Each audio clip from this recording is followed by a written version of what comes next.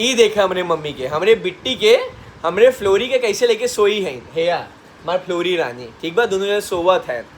जब हमार फ्लोरी आई रही ना, इतनी दान करें, बहुत छोट रही ना हमार फ्लोरी, जब आई रही ना तो हमारी मम्मी बोले ई कौन कुकुर लेके आए है गन्नौरा के, ना शकल ना सूरत। तब 2 ही दिन बाद ना कह रहे हमसे कि ई कौन लेके आई गया, हमें के ना अपनाऊ, ठीक बा।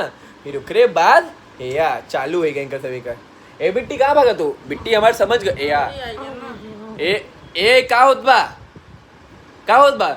जब बिट्टी हमारे आई रही ना, बिट्टी हमारी इतनी छोट कर रही और ही इतना बड़ा रहा, ठीक बा। अब देखा 6-7 महीना बीत गए और ही इतना ही बा, लेकिन बिट्टी हमारी इतनी हो गई। और अब भैया पटक के मारे थे। ए बिट्टी जीत मारा, जीत मारा। और यह सार एकदम पता नहीं का बोली का बाटे है mummy. Happy women's day. Woman मतलब पता है, वुमन मतलब औरत डे। हाँ, हैप्पी औरत डे। Thank you. और कुल जने जे मेहरारू औरत लड़की उड़की कुल देखा तो सबके हैप्पी वुमेन्स डे, ठीक बा। चला बाय, राधे राधे।